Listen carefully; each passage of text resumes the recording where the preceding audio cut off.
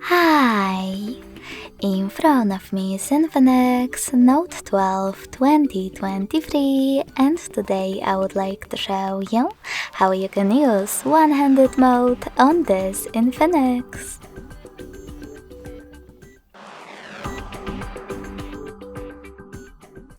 First of all, you need to open Tab menu.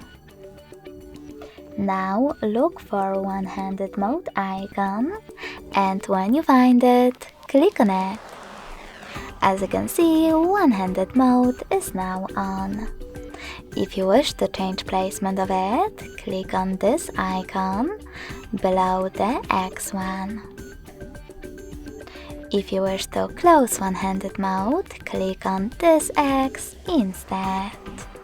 You can also do that by tapping on the same shortcut